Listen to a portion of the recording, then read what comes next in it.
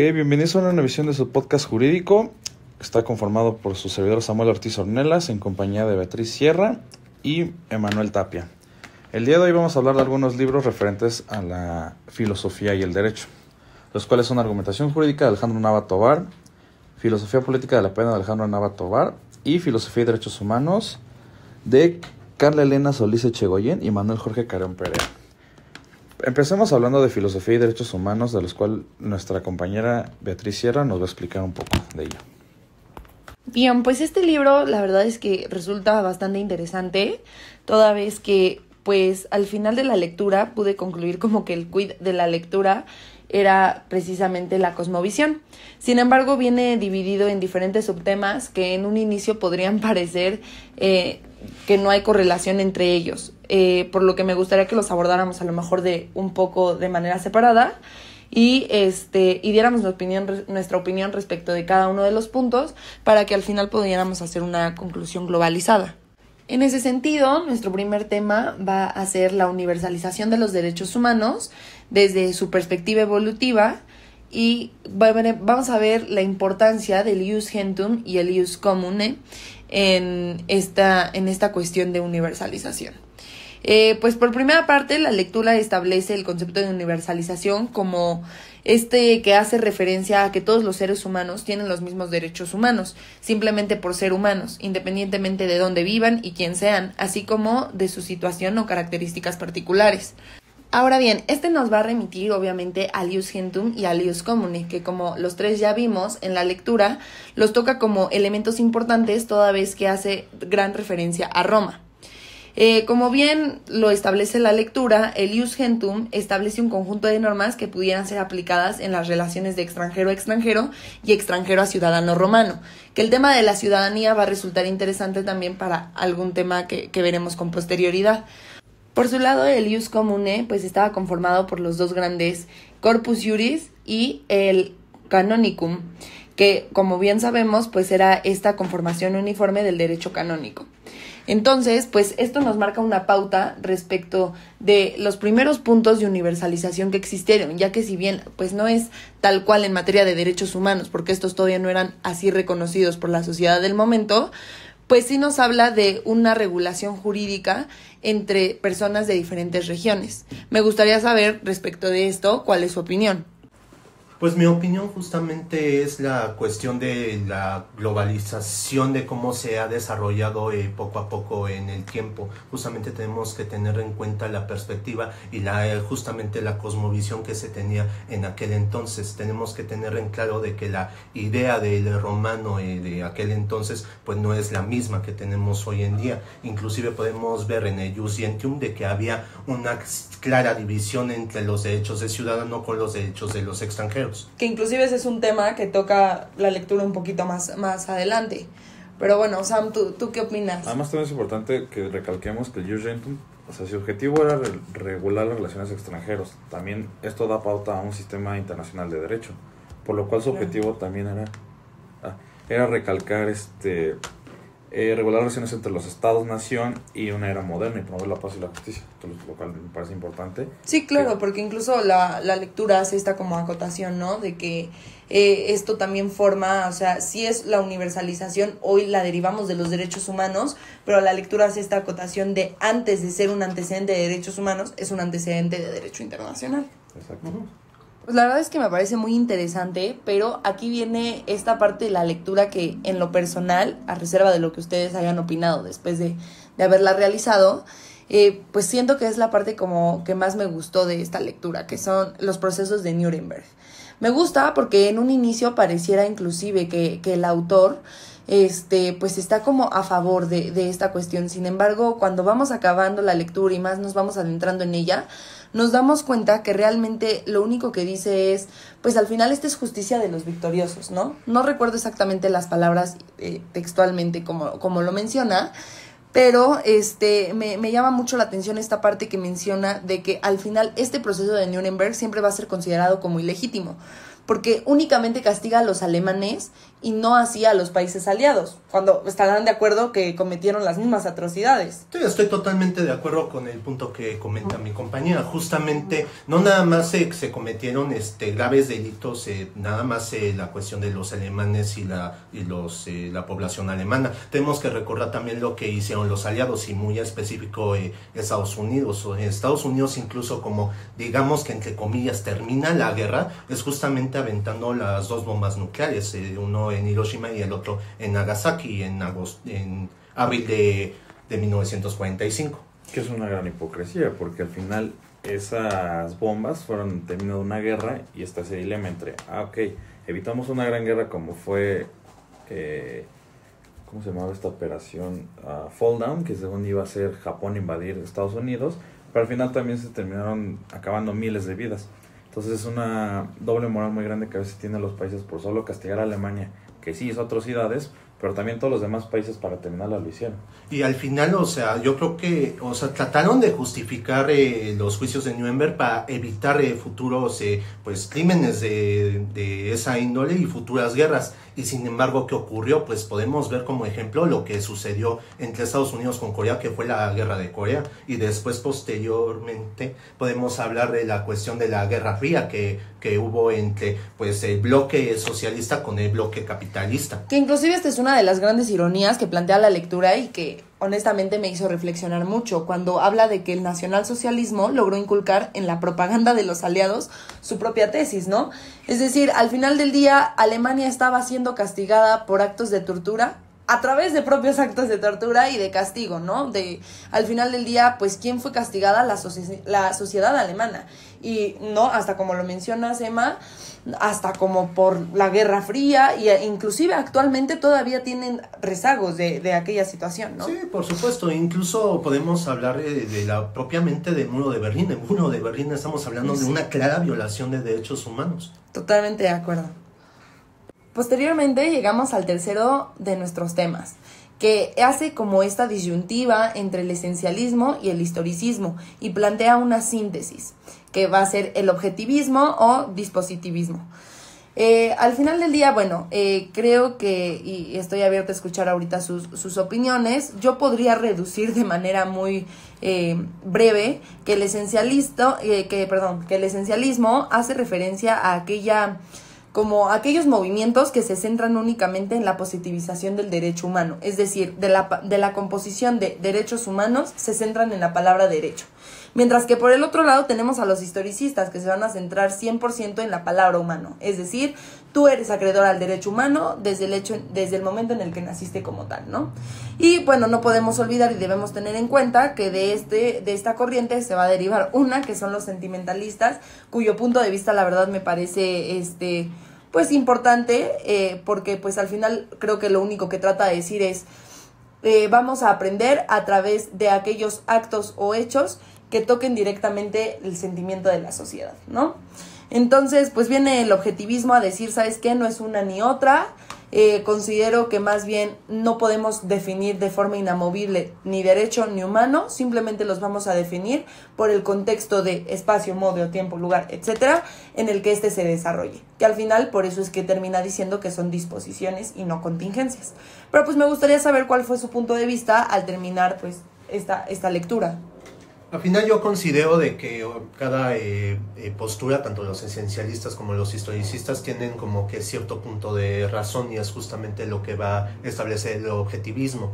¿Qué es lo que tiene de razón cada uno? Pues los esencialistas tienen un cierto punto de razón en el cual tiene que centrarse en el derecho, en cuestiones objetivas. ¿Por qué? Porque si no se pudiera aplicar el derecho. Necesitamos una base de dónde vamos a aplicar el derecho y que la propia sociedad pueda entender de qué trata este dicho derecho para que no pueda, lo que platicábamos en el apartado anterior, diversos delitos, diversos genocidios, etcétera. Y por su parte los historicistas tienen una parte de razón en la cuestión de que tenemos que apelar a la cuestión histórica. La cuestión de lo que establecen los historicistas, tienen una subrama que es el sentimentalismo, y el sentimentalismo lo que establece es justamente evocar un sentimiento a través de la lupa del pasado, y justamente Vamos a poner un ejemplo de lo que establecimos en las bombas nucleares. El hecho de que uno vea imágenes de niños, de personas en general, de que fueron calcinados justamente por las atrocidades de la bomba nuclear, eso va a provocar de que se eviten problemas y de este tipo de delitos en un futuro. Sin embargo, considero, lo que establece también el objetivismo, es que los historicistas caen en una falacia que es ad misericordiam, que lo que establece es, vamos a apelar justamente a la misericordia de las personas, pero ¿qué pasa si esa persona no tiene como tal o no evoca ese sentimiento? Que justamente es como con lo que se contraponía un poco con los esencialistas al hablar de derechos enumerados, ¿no? Sí, además, pues cómo nació una Declaración Universal de Derechos Humanos a raíz de una Segunda Guerra Mundial, bueno, a partir de varias guerras. Entonces sí es importante esta parte histórica. Pero al momento de querer un sentimentalismo, yo creo que es una parte muy subjetiva. ¿Por qué? Porque no todos tienen no todas las personas están viviendo el mismo contexto histórico. O sea, no podemos comparar la Segunda Guerra Mundial con las descolonizaciones de África o de acá de Sudamérica, incluso nuestra misma independencia de México. Son contextos totalmente distintos que las personas están viviendo y no sufrieron de la misma manera. Además, como nos referíamos, Alemania invadió Polonia, hizo tales atrocidades, pero pues también Estados Unidos tiró una bomba en Japón. Entonces hay que poner a más, o sea, un país europeo, un país asiático, lo cual a mí me parece que es algo malo, que a veces tienden a hacer estas cuestiones sentimentalistas, pero sienta las bases de lo que estos son nuestros derechos humanos. Que al final del día creo que es en esta parte de la lectura donde justamente empezamos a rescatar como quid de la propia lectura, valga la redundancia, la cosmovisión, ¿no? Porque al final del día creo que lo que conexa a estos distintos temas es justamente eso, la cosmovisión. En el tema pasado que hablábamos de procesos de Nuremberg, pues al final del día para los países que salieron gloriosos, que son los aliados, etcétera, pues para ellos era justo, ¿no? Cómo castigaban a Alemania, mientras que para Alemania, pues dice, o sea, estaba en esta postura de soy un pueblo que acaba de salir de la guerra y encima tengo que vivir como toda esta represión social. De este lado, pues vemos la parte de lo que comentaba Samuel, el tema de los historicistas. Pues sí, pero aquí no pega de igual forma. Es más, las nuevas generaciones que no tienen a lo mejor todavía conocimiento de qué pasó en Hiroshima y Nagasaki, pues hoy no podrían exigir un reconocimiento de los derechos que en ese momento fueron vulnerados porque al final no lo conocen. Y creo que eso atiende pues a la cosmovisión simple del tema, ¿no? Y bueno, justamente con la mano de lo que acabamos de hablar, pues vamos a pasar a nuestro siguiente capítulo, que son Derechos Humanos y Filosofía. Este apartado pues me gusta porque refuerza esta parte que traemos ya hablando desde el inicio del podcast, que es el tema de la cosmovisión. ¿Por qué lo planteo de esta forma? Bueno, aquí al inicio de este capítulo nos va a plantear que nosotros podemos concebir los derechos humanos de acuerdo o dependiendo de la clase de Estado que deseamos defender y proteger.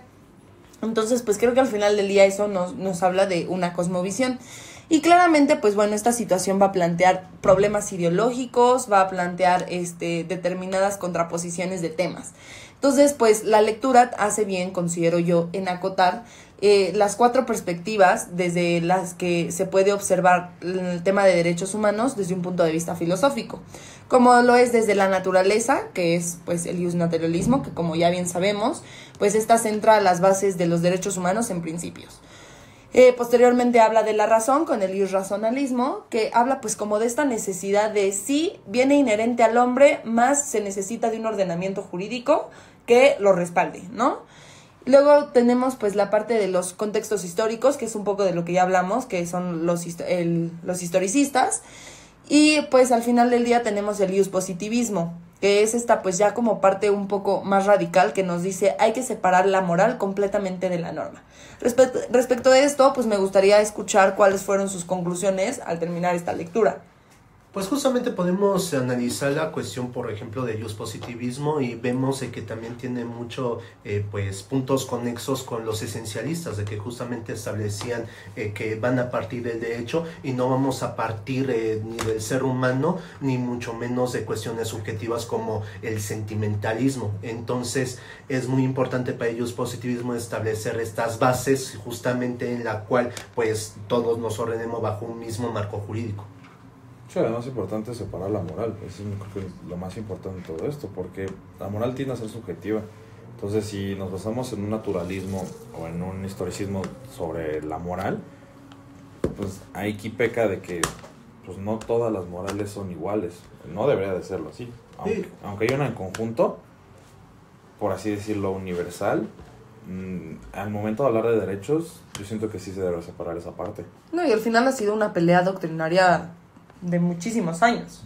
Sí, justo, o sea, podemos ver, por ejemplo, en el naturalismo justamente esta subjetividad de verlo con el ser humano, pero aquí caemos con otro problema, cómo vamos a determinar cuáles son los derechos humanos y también dependemos de dos cuestiones, de cómo se va a aplicar el derecho y quién va a determinar cuáles son los derechos humanos o cómo entendemos al ser humano, porque no es lo mismo como se entendía el ser humano aquí en México, siglo XXI, a como se entendía el ser humano lo vimos con los romanos o con los propios alemanes en la Alemania nazi.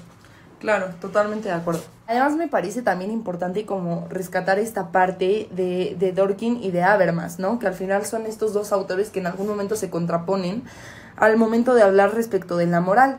Dworkin, por un lado, pues defendía, ¿no?, que este era un factor importante para el reconocimiento de los derechos humanos, mientras que Habermas decía, o sea, sí, pero no de manera, digamos, ligada al derecho como tal, sino más bien al momento de ejecutar o en el proceso de ejecución de tales derechos. Entonces creo que esta también es una postura interesante. Sí, por supuesto, es interesante esta postura justamente porque vamos aquí a tener dos posturas diversas, que son primero las reglas, que es lo que te establece Dworkin, y la cuestión de los principios, que en un ejemplo lo establece Robert Alexy, que justamente las reglas son aquellas disposiciones que se tienen que aplicar tal cual y que no están al arbitrio ni a interpretación, mientras que los principios sí están abiertos a interpretación y justamente apela más a la cuestión del derecho humano como tal. Entonces aquí podemos ver incluso esta cuestión del naturalismo, el justnaturalismo, incluso el justpositivismo que va enfocado con las reglas. Inclusive me parece que va muy correlacionado con nuestro siguiente tema, que es filosofía y retórica, ¿no? La lectura pues lo centra mucho dentro de la labor jurisdiccional. Sin embargo, pues creo que los 3 puntos clave para rescatar respecto de esto es el ethos, el pathos y el logos, ¿no? Por su lado, pues ethos, que nos lleva a esta parte de persuasión dentro de la elaboración de un argumento. Pathos, que es la emoción que yo quisiese transmitir a mi emisor.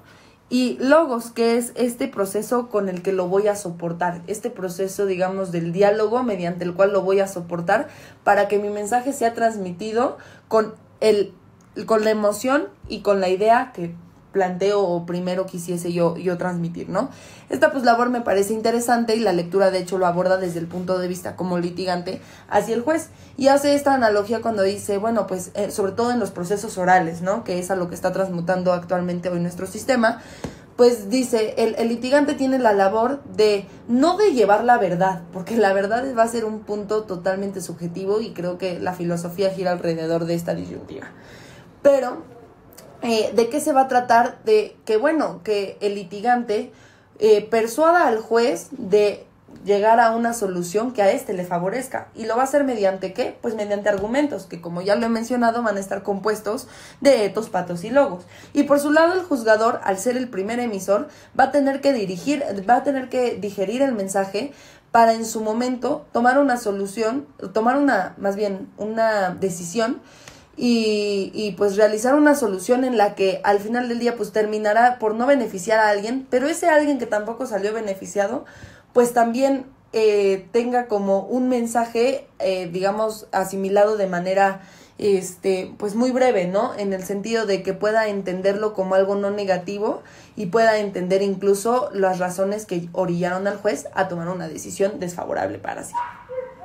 Ahora bien, el libro también hace como una acotación respecto de la ciudadanía y la humanidad. Este tema es importante porque, como bien ya lo habías adelantado, Emanuel, pues vamos a empezar desde un punto de vista histórico, pues usualmente por los romanos, ¿no? Que son pues la cultura que pues digamos tenemos más cerca como antecedente histórico. Entonces, en la parte pues de los romanos, como tú ya bien lo adelantabas, un ciudadano romano no era considerado o no era un sinónimo de humano. Es decir, había una gran diferencia entre lo que era un humano, que era aquel que nacía y ya, y un ciudadano romano, que era ya quien era acreedor a diversos derechos, ¿no? Entonces la lectura hace como esta acotación, porque pues como bien ya sabemos, el derecho a la ciudadanía, el voto, tal, pues al final forman parte de nuestros derechos políticos, ¿no? Que hoy conforman una de las generaciones de los derechos humanos. Entonces considero que pues aquí también hace una acotación respecto de lo que ya hemos estado platicando, que es la cosmovisión, hablando de pues cómo es que a pesar de existir derechos humanos, obviamente de manera internacional, es que cada uno de los países pues tiene o no una condicionante para ser acreedor a estos derechos respecto de una ciudadanía. Y por si no me di a entender, para asentarlo mejor en un ejemplo, es a lo mejor nosotros los mexicanos, con el tema de la ciudadanía, pues no podemos votar si no estás registrado como ciudadano, ¿no? Eso es un ejemplo. Pero, pues al final del día quisiera saber cuál es su opinión. Pues al final inclusive podemos ver todavía marcado lo que establecían los romanos con el jus gentium. Hay una diferencia entre lo que es el ciudadano, en nuestro caso hablando del ciudadano mexicano, con el extranjero, porque el extranjero no tiene esos derechos políticos, no tiene derecho a votar ni a ser votado, mientras que el único que puede hacer uso de ese derecho humano, de este derecho político, pues justamente son los ciudadanos mexicanos. Sí, a mi parecer no está mal esa distinción, porque también tenemos que hablar de que aquí la lectura solo está hablando de derechos políticos, y claro, son importantes. Pero al momento de tener tú una ciudadanía es porque, no más que hablar de representación del país, es porque tú estás viviendo en ese país y vives todas las condiciones políticas de ese país. Y claramente tú te interesa cambiar eso. Entonces, obviamente, no es lo mismo que yo que estoy aquí en México, tengo mi ciudadanía mexicana, me interesa cambiar mi país. Y si yo me quiero, no sé, digamos, a Argentina, pues no ni siquiera conozco del todo esa cultura.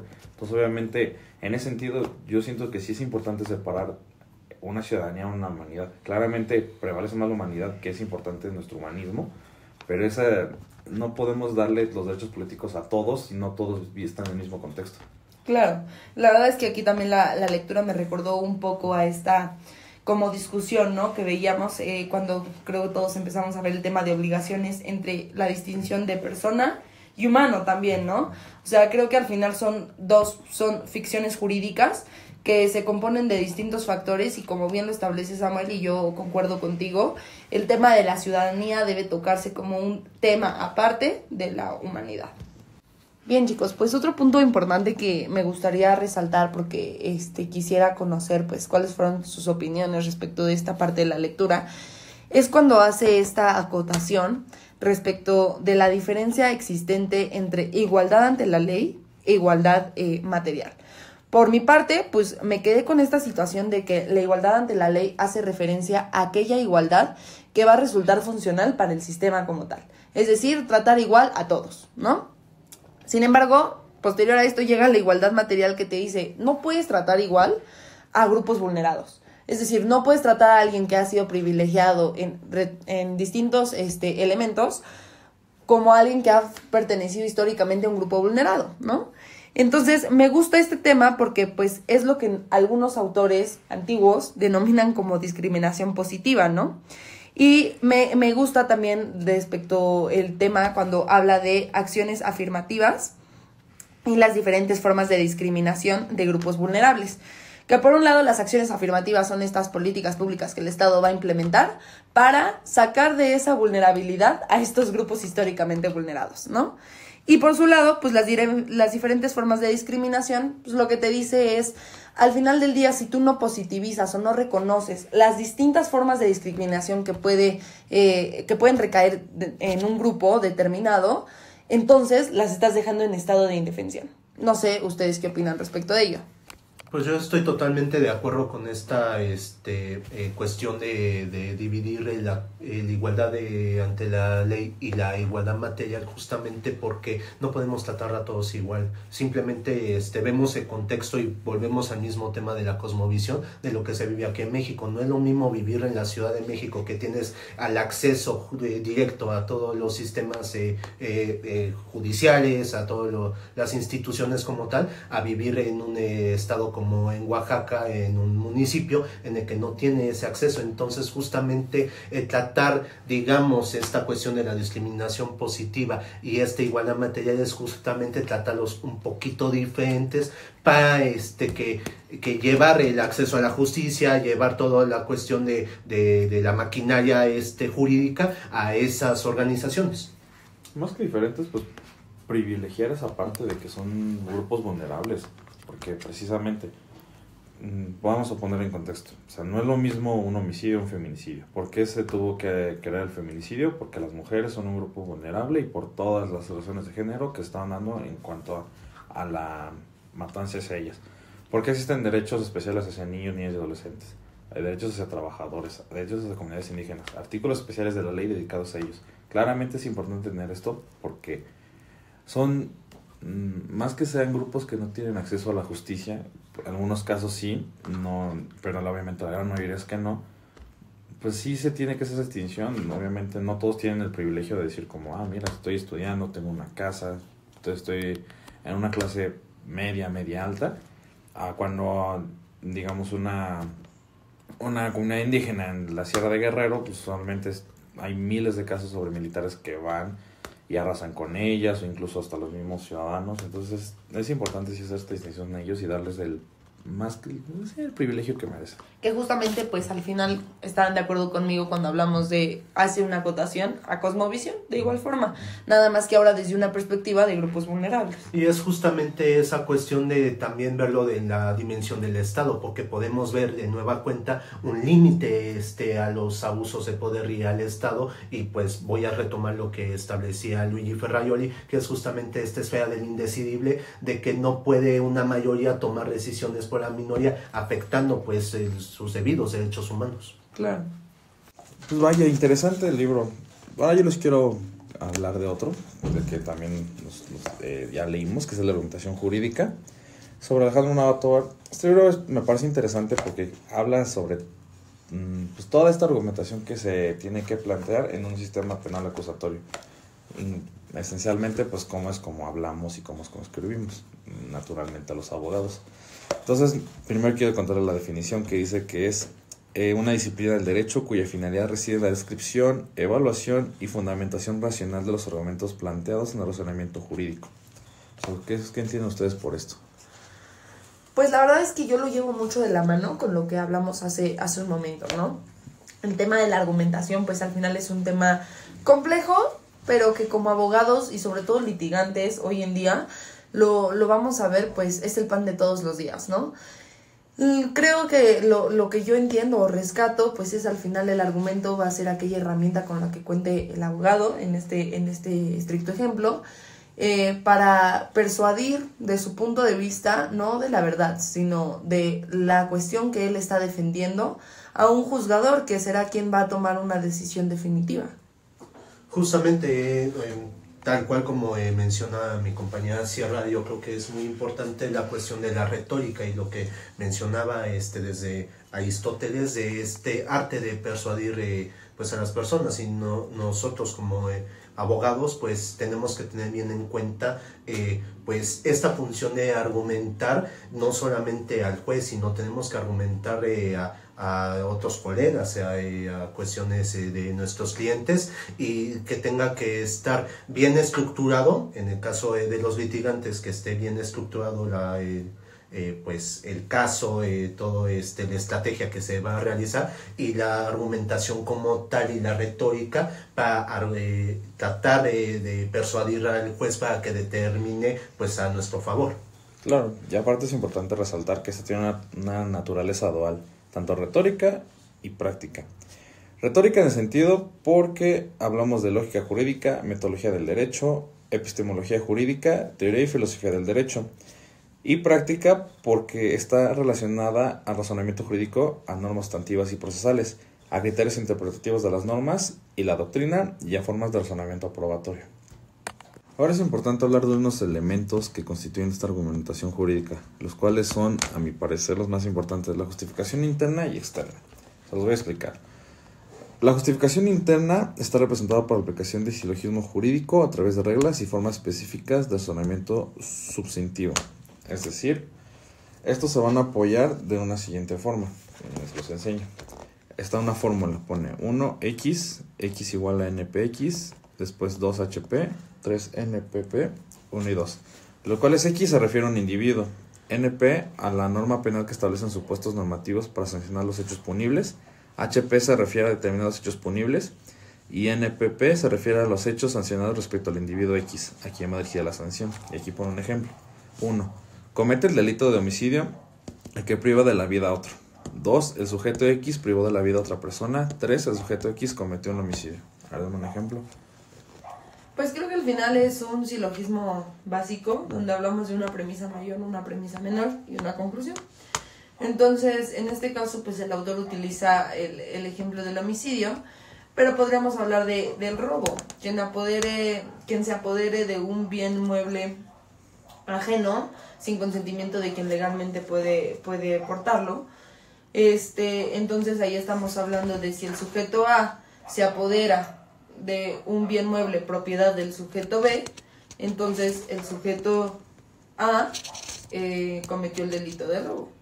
Y justamente, o sea, podemos tomar como perspectiva también lo que establece Kelsen. Justamente Kelsen establece la misma, digamos, silogismo, que es, o sea, si un individuo realiza determinada conducta, entonces debe de haber una sanción, y si no hay una sanción, entonces tendría que actualizarse otra hipótesis normativa.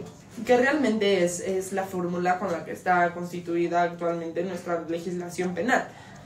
Totalmente derivada de Kelsen, y es: a tal acción existe tal consecuencia, y hasta en la forma de redacción de los propios tipos penales lo encontramos de esa forma. ¿Y en la forma de redacción de los abogados crees que es adecuado usar esto?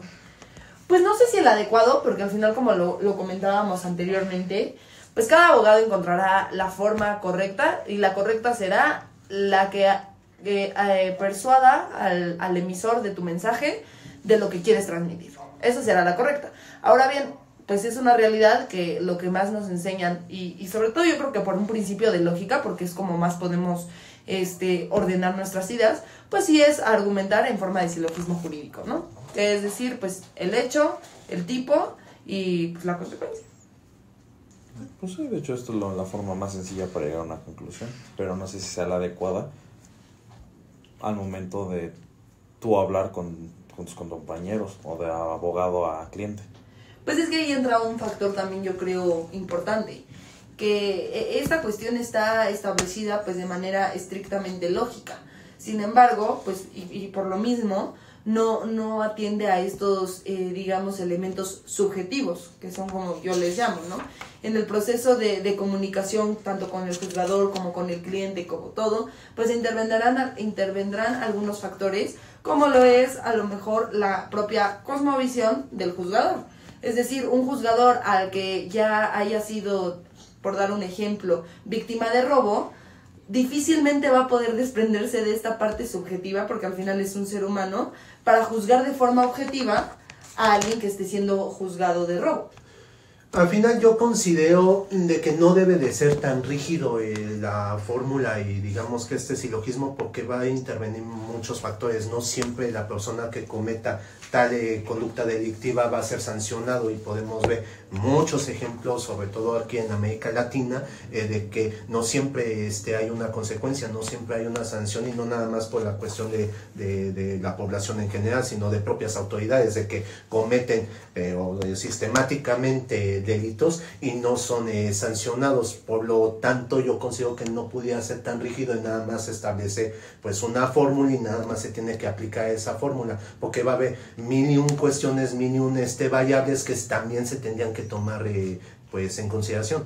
Que sobre todo si vemos la parte de el derecho desde un punto de ciencia jurídica, cuando hablamos del objeto de estudio de esta ciencia, pues al final es la sociedad o el comportamiento del humano en la sociedad. Y este objeto de estudio, pues a diferencia de muchas ciencias exactas, es dinámico. Es decir, se va a mover, se va a cambiar, va a tener diferentes adaptaciones. Y es por eso que cuando hablamos del derecho como ciencia, pues también decimos que es dinámico, ¿no? Va a girar en torno a su objeto de estudio. De hecho, ahorita voy a hablar de la contraparte, que es una justificación externa también. Es curioso porque una justificación interna solo se basa en una norma, hecho y conclusión. En cambio, una justificación externa habla de normas, hechos, argumentos interpretativos, jurisprudenciales, doctrinarios, probatorios especiales y una conclusión. ¿Realmente es tan necesario todo esto para llegar a un punto o una conclusión? Pues yo creo que cuando estamos en la cuestión, digamos, centrándonos bien a la parte jurídica, pues yo no sé si utilizaría la palabra necesario, pero sí lo utilizaría como, digamos, una opción viable. ¿Por qué? Porque al final del día, pues son elementos probatorios. O sea, cuando tú hablas de una jurisprudencia, de la doctrina, al final lo que estás haciendo es respaldar tu dicho en alguien o en algo que ya fue estudiado y que ya es existente en el mundo del derecho.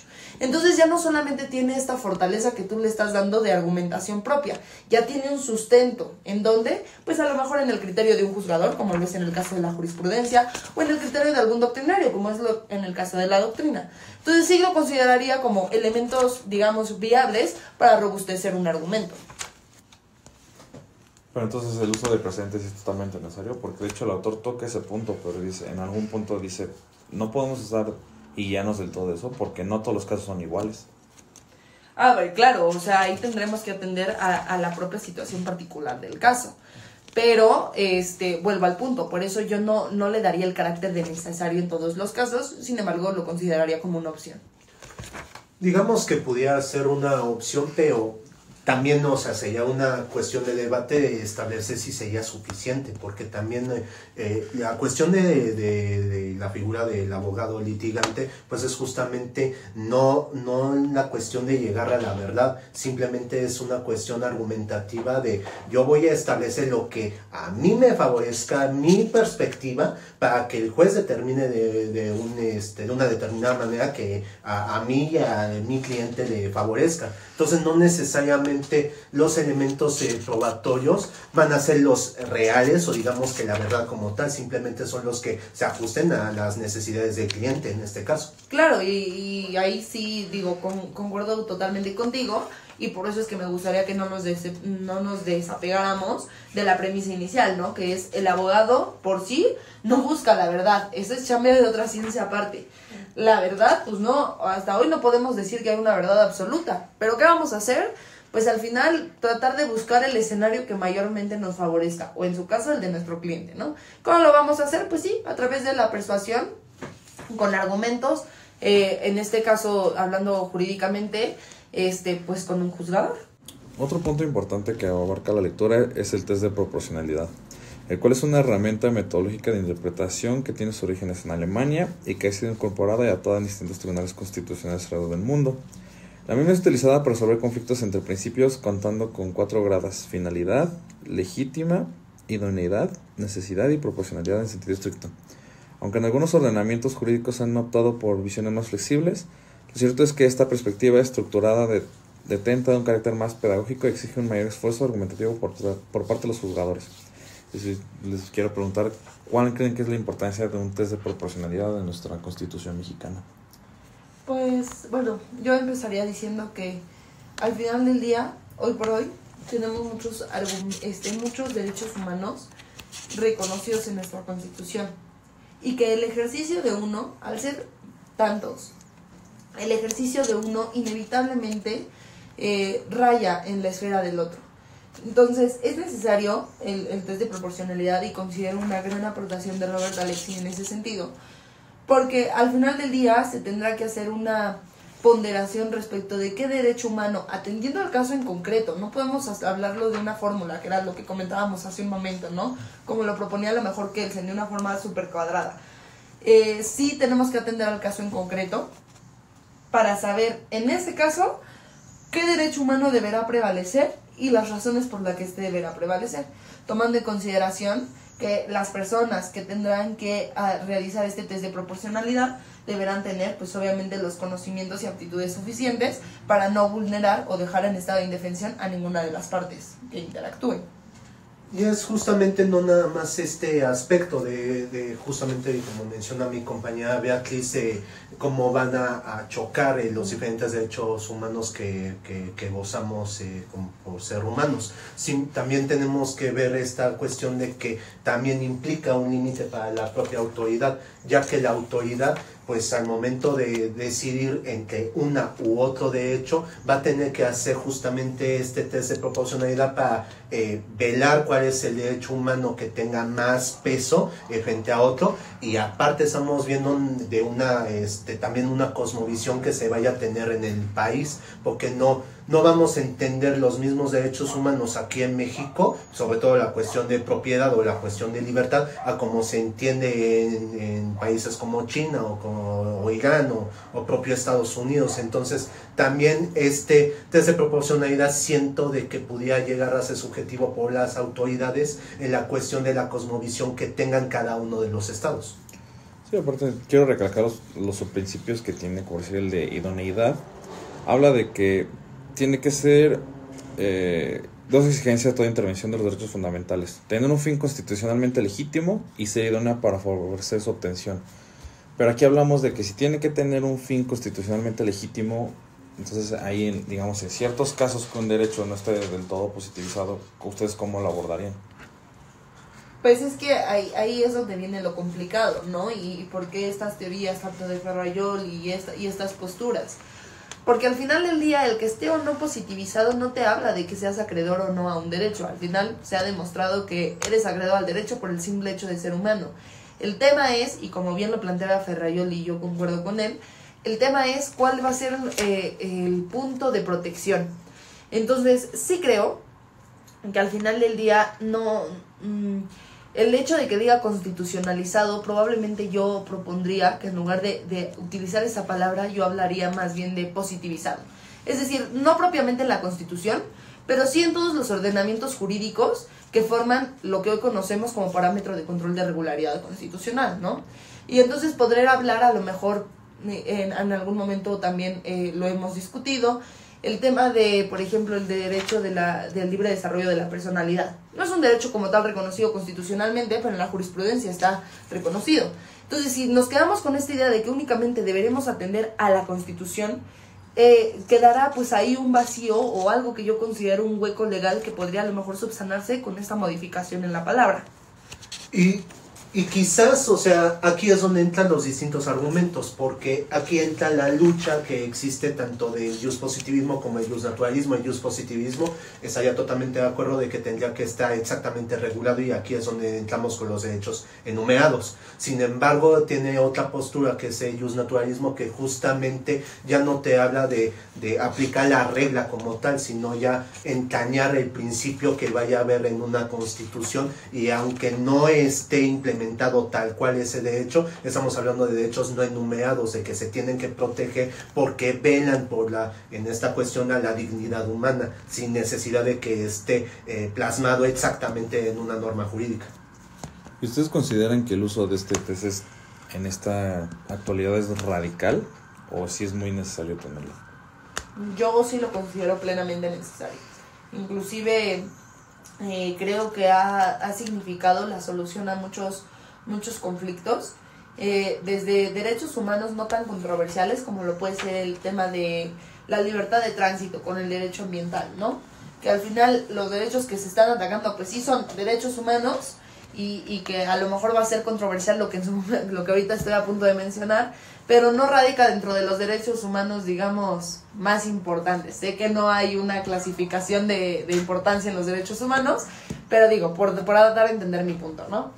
Entonces considero que sí, que ha significado la solución a muchos conflictos que justamente se han dado por este roce entre diversos derechos humanos, y sí considero una figura necesaria, sobre todo hoy por hoy, que el control de convencionalidad, así como el control de constitucionalidad, está tomando tanta fuerza que la mayoría de los asuntos, sin importar la materia a la que se dedique, sea administrativa, mercantil, la mayoría de los asuntos terminarán en esa situación, ¿no? Debatiendo una vulneración a un derecho humano, y creo que por ende es necesaria esta herramienta. Y yo considero de que va muy de la mano, retomando el tema de la argumentación y de la retórica, porque la función del abogado, lo podemos ver claramente en las cuestiones de amparo, es argumentar exactamente cuál es el derecho humano que se te está violando frente a un acto o frente a otro derecho humano que también se está velando, y vas a argumentar justamente por qué tu derecho humano tiene más peso, tiene un poquito más de importancia socialmente. Oye, aquí un tema controversial. ¿Cómo utilizarías la maternidad subrogada en test de proporcionalidad? Fíjate que es un tema interesante. Hace no mucho realicé una tesina respecto de esa situación. Y como ya lo hemos abordado durante el desarrollo de este libro y del pasado, la cosmovisión es un tema importantísimo. ¿Y por qué lo digo de esa forma? Pues específicamente en el tema de la maternidad subrogada, hoy en día en México existen 2 estados que lo regulan: Sinaloa y Tabasco. Tabasco fue el primero en regularlo. Y a este estado en específico, la Corte e inclusive organismos internacionales en materia de derechos humanos le han hecho observaciones, y hoy sus disposiciones resultan ser lo menos discriminativas posibles. Sin embargo, el de Sinaloa se rige con las bases primeras del de Tabasco. Y entonces cuando tú hoy lees todas las disposiciones de maternidad subrogada de Sinaloa, es algo que te resulta, pero a plena luz, violatorio de muchos derechos humanos. Entonces, ¿qué sucede aquí? El ejercicio de la maternidad subrogada tiene como convergencia por lo menos tres esferas jurídicas. La primera, la de la madre gestante. La segunda, la de los padres que están subrogando. Y la tercera, que esa que sí no es tomada en cuenta, es la del menor, ¿no? Que al final del día, pues ahí podremos atender a lo mejor a teoría del nascituros, etcétera. Podrá haber mil cosas, pero pues sí creo que hay una convergencia de derechos humanos. ¿Por qué? Y un tema rápido que toqué en mi tesina fue el tema, por ejemplo, de se le establece a la madre subrogada el derecho a interrumpir el embarazo. Considero que sí, pues eso es un derecho que hoy por hoy la mujer ostenta. Sin embargo, al atenderse a un acuerdo de voluntades, que ojo, la licitud de dicho objeto, de dicho acuerdo, pues podría verse en riesgo, ¿no? Porque al final el objeto material, pues es una vida, y como sabemos, pues no está en el comercio. Pero bueno, supongamos que por cuestiones de evolución y dinamismo del derecho, esto tendría que cambiar. Entonces, la madre subrogada tiene derecho a interrumpir el embarazo, pero entonces, ¿qué pasa con el acuerdo de voluntades? ¿Qué tiene más peso? ¿El derecho de la madre subrogada o el derecho a la libertad reproductiva de los otros padres? Entonces, como bien se sabe, y como bien lo plantea Robert Alexis, pues no cualquiera puede realizar este test de proporcionalidad, ¿no? Para eso está la Corte, y ha hecho diferentes observaciones hasta el punto de que, pues, hoy lo permite con distintas acepciones, tanto en Sinaloa como en Tabasco. Es interesante ver todos estos puntos. Y ahora hablemos de nuestro próximo libro y último, el cual es Filosofía Política de la Pena. Cuéntanos más de esto. Pues justamente es igual el mismo autor, Alejandro Nava Tovar, y justamente el tema central de este libro en cuestión es justamente la legitimidad que tienen las instituciones estatales, digamos que el Estado, para poder castigar las conductas delictivas o lo que se consideran como conductas delictivas de la población en general, y justamente establecer cuáles son estas amenazas y cuáles son estas problemáticas que enfrentan al orden público. Podemos, lo que establece este libro de manera muy puntual es que esta política de la pena, esta filosofía que plantea Alejandro Nava Tovar, justamente depende del derecho y va a depender justamente de las perspectivas filosóficas. Inicia platicando sobre la cuestión de Latinoamérica, de que no se puede aplicar de una manera tan tajante la cuestión de la pena, justamente por los diversos problemas que vive Latinoamérica en una cuestión política, en cuestión de que no está bien regulado el derecho, cuestiones de economía y cuestiones de cultura. Y justamente ya aquí vamos a entrar en el desarrollo del libro a hablar de diferentes filósofos que tocan el tema de la pena. Primero vamos a hablar de Thomas Hobbes. Thomas Hobbes lo que desarrolla es esta postura de la filosofía política moderna y establece justamente la necesidad que tiene el Estado de reprimir ciertos impulsos, ciertas pasiones que tienen los individuos con el fin de conservar la humanidad como tal y la paz de la interacción de la sociedad. Y establece 3 puntos muy interesantes, que es el estado de la naturaleza, cómo el hombre tiene que salir del estado de la naturaleza. Van a desarrollar, o digamos que van a tener un contrato social en el cual es un acuerdo de voluntades que van a tener entre la población, entre todas las personas, para ceder los derechos a lo que establece Hobbes, que se llama Leviatán, que es el Estado que va a proteger a los derechos de estas personas. Y justamente el tercer punto es justamente este Estado y la fortaleza que tiene ese Estado. No sé qué quieran opinar al respecto. Yo creo que, como siempre, pues muy interesante la postura de Hobbes, ¿no? Que al final nos abre una pauta a la creación del Estado. Con Hobbes estoy de acuerdo en situaciones como el tema de el humano tiene que ser regulado a través de una autoridad suprema, etcétera. Pero como bien ya también ha sido criticado alrededor de la historia, pues creo que ahí a Hobbes le faltó poner un candado. Ok, el Estado te regula a ti humano, pero ¿quién regula al Estado? ¿Quién va en contra de estas arbitrariedades? Creo que al final la idea que plantea de Estado, pues termina siendo un Estado absolutista, ¿no? Entonces, esta parte la criticaría. En cuanto a lo demás, pues creo que todo muy rescatable. Sí, yo estoy de acuerdo totalmente con Hobbes. Obviamente es necesario tener ese control de las personas a través del Estado, y realmente como sociedad es complicado que entre nosotros mismos nos controlemos. Entonces sí tenemos que tener una autoridad. Incluso lo narra el Príncipe de Maquiavelo. Siempre tiene que haber una autoridad al frente de nosotros, el cual aquí es totalmente difícil de explicar qué autoridad tenemos. O sea, es una democracia, una república, pero al momento de actuar entre nosotros mismos y con ellos es donde viene toda esta crítica hacia el Estado y hacia todo lo que hacemos. Sí, y la crítica que también realizaría con la cuestión de Hobbes justamente es que no, como bien menciona mis compañeros presentes, no establecen un candado y un límite al Estado, porque la pregunta sería, ¿qué pasa si el Estado es la parte que está incumpliendo el contrato y que está ocasionando estos delitos? Claro, sí, se queda totalmente en estado de indefensión. Por otra parte tenemos que hablar de la teoría de la coacción psicológica de la pena, que es realizada por Rütter von Feuerbach.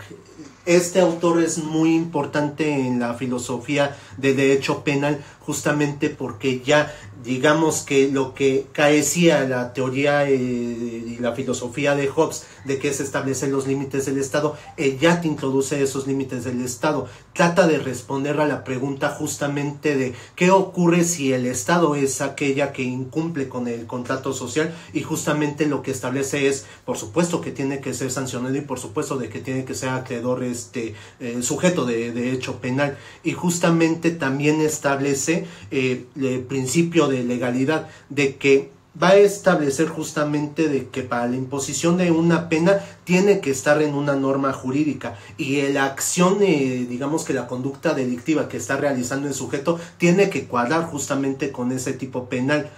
Ahora, digamos que lo cuestionable que es este autor es que establece esta política de la teoría de la coacción psicológica. ¿Qué es esta teoría de la coacción psicológica? De que él va a establecer de que ya al dichoso sujeto, posible infractor de este contrato social, justamente se le tiene que atacar o se le tiene que amenazar desde antes, y justamente esa es la justificación de la pena que trae Feuerbach, de que se tiene que intimidar a la persona justamente para que no realice los actos a futuro. Entonces, esto es muy polémico a mi parecer, pero ¿ustedes qué opinan sobre esta cuestión de la teoría de la coacción psicológica? Pues la verdad es que, me parece muy, pues no sé, como remontarnos a muchísimos antes, ¿no? O sea, por ejemplo, el tema de la crucificación en los años de Cristo, etcétera, estas penas de tortura cuya ideología o fundamento estaba sustentado en, si me da miedo, pues no lo voy a hacer, ¿no? Si hago esto me van a quemar y me da miedo que me quemen, entonces no lo hago. Pero pues al final del día, atendiendo a la historia y a la evolución, pues hoy es una conclusión que, para nuestros días sabemos que no es ni una política pública funcional aumentar las penas, Que una cosa es que lo sabemos y otra cosa es que realmente suceda, ¿no? Porque muchos de nuestros gobernantes parece que siguen esta ideología. Al final del día no creo que sea algo que traiga consigo buenos resultados. Sin embargo, entiendo que atendiendo a la época en la que Feuerbach dio su punto de vista, pues bueno, podía a lo mejor resultar como algo novedoso. Lo que definitivamente rescato de él, pues es el principio de legalidad, ¿no? Llegar a cubrir este hueco que había dejado, pues, Hobbes. Sí, aparte también remontarnos a la Santa Inquisición. O sea, realmente el método de tortura y infundir miedo a las personas no se me hace lo correcto. Además también si lo vemos de un lado de la sociedad hacia el Estado, pues cómo vas a intimidar a un Estado. O sea, realmente cómo vas a infundirle miedo a un Estado si ni siquiera el mismo Estado, o sea, no es invencible, pero así no es alguien tangible tampoco. O sea, no es alguien al que le puedas llegar como a una persona de, si haces esto, esta es tu pena. Y al Estado es como, ¿cómo vas a intimidarlo? O sea, no. Pues de entrada es un ente, ¿no? Es un ente, y eso hace muy poco factible una pena hacia él. Entonces, realmente, o sea, no comparto mucho esta teoría. En algún punto de la historia sí va a funcionar, pero también es contradictorio porque también no deja la libertad a las personas para hacer o pensar. Si les vas si tu plan es meterles miedo para que no hagan cosas. Inclusive yo creo que también una cuestión que es, digamos, muy criticable sobre esta teoría es justamente cuestiones que ocurren aquí en México. Tienen la idea de con el hecho de aumentar la pena, pues ya con eso vamos a intimidar a las personas, a ingerir este miedo para que la gente no ocasione estos delitos. Y la realidad es muy distinta. Los delitos se van a seguir realizando e incluso hasta van a aumentar. No porque hayan tipificado la cuestión de feminicidio implique de que ya desaparezca las conductas delictivas que hay, esta violencia sistemática que hay en contra de la mujer. Entiendo la cuestión de que establecer ya un tipo penal ya ocasione a la persona de que tenga pues idea de cómo cometer este delito e incluso pueda ingerir cierto tipo de miedo, pero la realidad es que muchas personas van a seguir cometiendo estos delitos por cómo funciona el sistema penal aquí en México, porque el problema no estamos hablando del tipo penal, sino de la práctica, y es aquí donde digamos que la visión de este autor Feuerbach se queda corto, nada más se ve en el aspecto de la teoría de la pena y no de cómo se va a aplicar, de cómo se va a ejecutar, de cómo el Estado sí va a vigilar justamente las violaciones a los derechos humanos y a estas conductas delictivas. Sí, hablando particularmente de aquí en México, nuestro sistema penal está tan viciado que al final, por más que tú aumente las penas o como algunos partidos políticos dicen que vamos a traer de vuelta la pena de muerte, realmente eso a las personas no les interesa tanto precisamente por estos vicios que hay en el procedimiento. Hasta los mismos delincuentes saben que no se les puede aumentar tantos años de pena. Incluso hasta los mismos conectes que tienen ahí dentro por tanta corrupción que hay, saben que en algún punto van a salir. Así te digan, te voy a dar 500 años de prisión, ellos en algún punto van a salir. ¿Por qué? Por cómo funciona nuestro sistema penitenciario. Entonces realmente infundir miedo en una sociedad para que dejen de hacer algo se me hace muy ridículo. Que justamente era algo que quería tocar hace un momento, haciendo un poco una unión entre la primera lectura que discutimos, ¿no? Cuando habla de los derechos humanos, se van a reconocer con base al Estado que pensemos proteger o que busquemos tener. En ese sentido, ¿por qué hago esta acotación? Bueno, la idea de Feuerbach para nosotros pues no funciona porque nuestro sistema penitenciario está totalmente viciado, como bien lo menciona Samuel. Es decir, las personas que tienen que cumplir una pena pues a veces ni la terminan cumpliendo como la norma lo establece, entre muchos otros vicios. Pero ¿qué pasa, por ejemplo, en países como actualmente lo es hoy El Salvador, ¿no? Cuando hablamos tienen penas bastante, digamos, rudas para un grupo en específico que bien conocemos nosotros. Y ojo, no estoy apoyando el movimiento, nada más voy a hacer este comentario. Considero que desde un punto de vista funcional, pues las estadísticas ahí están. El problema es qué tipo de Estado quieres construir, porque si bien no hay realmente ya delincuencia, ha bajado el porcentaje, etcétera, la realidad es que hay una sociedad muy deshumanizada que pues les da gusto, que hablan desde un rencor social, etcétera, ¿no? Entonces me gustaría como dejar ese tema aquí sobre la mesa.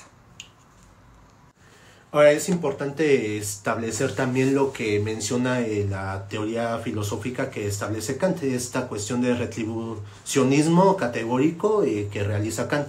Para mí Kant es muy importante por dos cuestiones. Una, ya digamos que los pasados autores, tanto Hobbes como Feuerbach, siempre establecían de que el ser humano, por el simple hecho de ser humano, va a ocasionar por cuestiones pasionales, por cuestiones de su propia actividad humana, a acciones ilícitas, de que todos los seres humanos prácticamente nacen malos y van a ocasionar acciones delictivas y el Estado es quien los tiene que detener. Kant, por su parte, cambia esta idea de que no lo realiza por el hecho de entrar en esta cuestión de la naturaleza humana. Simplemente lo que establece Kant es ya hacer una distinción entre la moral justamente con la actividad humana. Lo que establece Kant, y es importante a mi parecer, justamente es que ya no lo hace por sus instintos humanos, sino por una cuestión racional. Va a generar esas actividades delictivas por su propio proceso mental. Entonces se me hace muy importante esta aportación que hace Kant al respecto de que ya no habla de la naturaleza humana, sino ya de la racionalidad del propio ser humano. ¿Ustedes qué opinan al respecto? Sobre todo creo, y lo dejaría muy breve mi aportación, creo que esta cuestión de Kant, al menos en el derecho penal, lo que hace es introducir estos dos conceptos de culpa y dolo, ¿no? Donde ya hay un proceso racional a través del cual el humano decidió. No es que por su naturaleza esté destinado a esto. Ahora ya hay un proceso de razonamiento, que es lo que Immanuel Kant aporta, y considero importante porque al día de hoy en nuestra teoría penal pues se encuentran estos dos elementos. Sí, sí es importante esta distinción, porque claramente atendiendo a los hechos no podemos decir que alguien que cometió un homicidio por culpa o dolo es lo mismo, merecen la misma pena. No, claramente se tiene que atender al contexto en el que lo hizo. Y también ya siguiendo distintos tipos de razonamientos o filosofía, es conforme le van a dar esa pena. Pero claro, es importante no castigar a todos o imponer la misma pena, sino todos cometieron la misma acción, pero bajo un razonamiento distinto. Y aparte, yo considero también una aportación muy importante de Kant, justamente como su célebre frase trata al ser humano como fin y no como un medio, y justamente es esta evolución que hace con respecto a Feuerbach y que es una crítica que se hace a Feuerbach. Feuerbach lo que establece, como lo veníamos platicando, es justamente poner al ser humano como un medio de vamos a intimidar al ser humano para que no haga hechos delictivos, y Kant establece que no, de hecho no podías penar a la persona desde antes, porque volvemos a la misma cuestión de la cosmovisión, sería una violación en nuestro derecho mexicano, una violación a derechos humanos, castigarlo antes de que haga una conducta delictiva. Se debe de castigar al individuo una vez de que cometa el acto que encuadre al tipo penal y que se considere como un delito. Ahora, por último tema sobre este libro, vamos a hablar sobre el autor Gottlieb Fichte, que es importante la política que establece Fichte, porque establece por primera vez el concepto de intersubjetividad y va a explicar justamente la subjetividad que tiene que tener el individuo. Tiene una diferencia con respecto a Kant, ya que Kant establece que la ética está centrada en el problema de los deberes y la teoría de derecho presenta el problema de la coerción justa.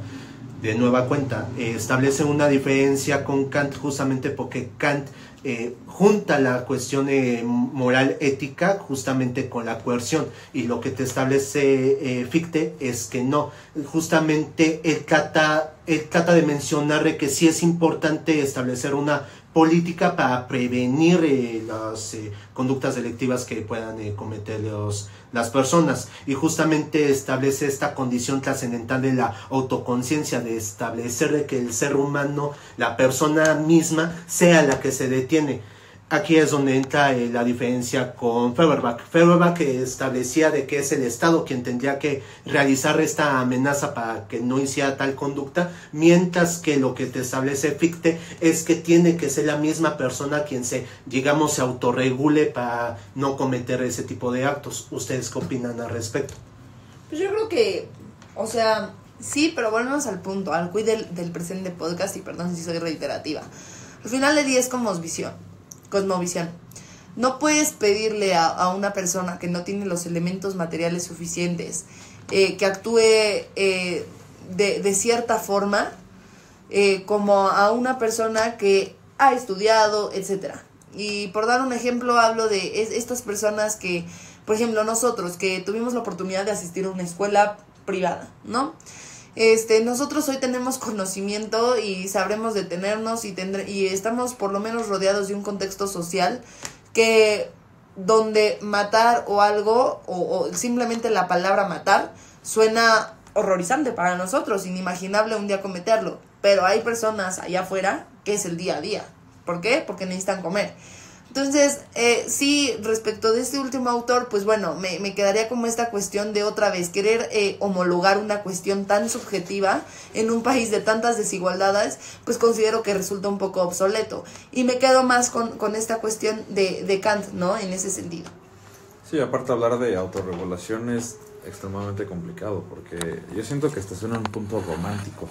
No puedes hablar de autorregulación en un país donde no hay oportunidad, no hay recursos, no hay los medios para que puedan subsistir. Entonces obviamente a veces, o sea, no estoy justificando que porque viven en ese medio tienen que hacerlo, pero para ese tipo de personas que crecen en ese entorno o están en ese contexto, realmente lo más sencillo es hacer actos ilícitos como robar, matar o incluso otras atrocidades.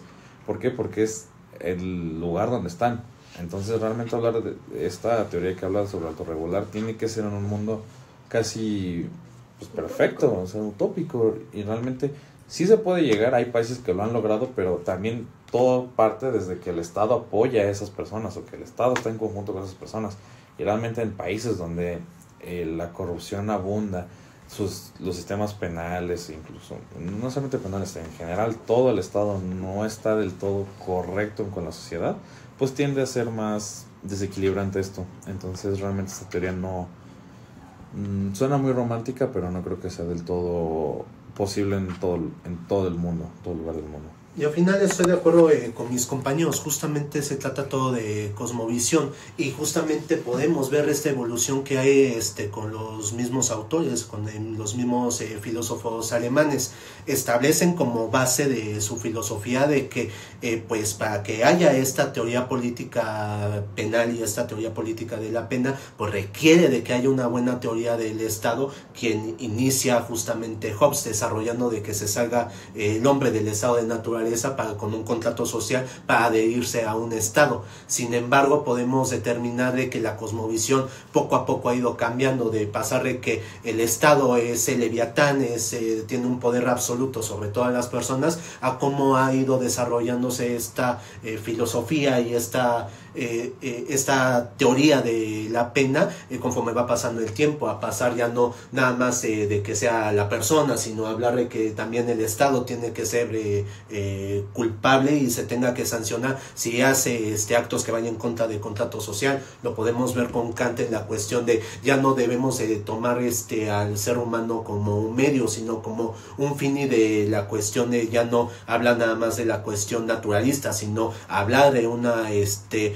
racionalidad y de este proceso mental que tengan las personas, y hablar justamente de lo que establece Fichte, de una autorregulación hasta llegar a nuestros tiempos, de que eso realmente es inviable, justamente por lo que pasan en nuestro, sobre todo aquí en Latinoamérica, de que no todas las personas tienen la posibilidad, sino todas las personas tienen la educación. Para evitar también esas cuestiones y esas conductas delictivas, pues tienes que saber que no se debe de realizar, y eso justamente cambia, y cambia también con las necesidades de las personas. No es lo mismo una persona pues aquí en México que viva en la Ciudad de México, a lo mejor un campesino pues que tiene la necesidad de comer y tiene que robar para poder darle de comer a su familia. Entonces ahí es donde cambia la cosmovisión.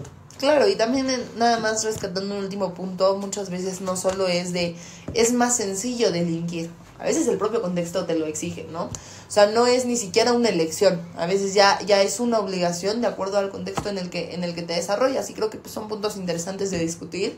Por mi parte, la verdad es que de los 3 libros lo que rescato es esta cuestión pues de la filosofía, como siempre está presente en cada uno pues de los actuares, ¿no? Jurídicos. Creo que el libro de argumentación jurídica y el de filosofía de la pena pues obviamente está muy centrado en cuestiones penales. Por mi parte, bueno, Filosofía y Derechos Humanos considero que es un libro bueno, que considera que más bien retoma aspectos también penales, pero al final no se centra en esto, ¿no? Y creo que pues al final como conclusión nos quedamos con esta cuestión de la evolución de todos y cada uno de los autores en sus ramas, las aportaciones que estos hicieron y cómo es que al día de hoy hemos llegado a lo que actualmente conocemos como derecho, y que como parte personal me llevo esta parte de realmente no hemos evolucionado mucho, hemos retomado algunas teorías ya planteadas, hemos ejercido, pero así como llegar a algo innovador, no lo considero. Al contrario, yo opino justamente y estoy de acuerdo con mi compañera de que, o sea, digamos que la cuestión de los derechos humanos, incluso las propias penas, como establecía este libro de Filosofía Política de la Pena, pues justamente no es que salga algo nuevo, no es de que haya un nuevo derecho humano, no es de que haya un nuevo delito como tal, simplemente son los mismos derechos, son las mismas digamos que delitos, pero que va cambiando con el tiempo, pues el sujeto, quién es el sujeto que se va a proteger, la perspectiva de la persona vulnerable, a quién se le va a proteger, quién tiene acceso a ese derecho. Hoy en día incluso podemos decirle que aunque los derechos humanos son universales, pues no todas las personas tienen acceso a este derecho, entonces ya hablamos de una cosmovisión, ya no de teoría, sino de qué sucede en la práctica, ¿no? Claro. Sí, bueno, yo contra esto yo opino que sí existe una evolución, hablando particularmente de derechos humanos, porque no podemos comparar todo lo que se vivió antes de la Segunda Guerra Mundial a después de la Segunda Guerra Mundial. Como que ese es un parteaguas muy importante en esta materia, y conforme vamos avanzando han positivizado más derechos, pero eventualmente siempre han existido, simplemente los han positivizado. Y hablando de argumentación jurídica, es un libro bastante bueno, yo no lo recomiendo, pero si quieren leerlo ustedes, léanlo. Pero realmente sí, me agradó esta experiencia y les agradecemos a todos ustedes por escucharnos. Gracias.